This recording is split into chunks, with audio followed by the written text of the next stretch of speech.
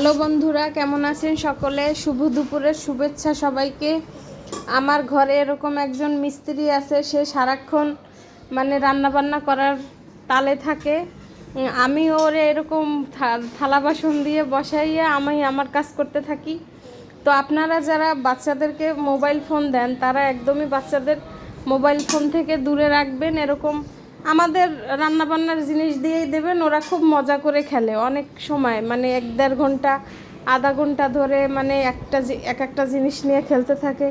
একদিন হাঁড়ি পাতিল দেই, একদিন বিভিন্ন ধরনের যে বাটাগুলো লাগে না ওইগুলো দেই, তারপরে মাঝে মাঝে একটু মুড়ি দিয়ে তারপরে বক্সে করে দেই, সে ঝুমঝুমির মতো বাজাইতে থাকে।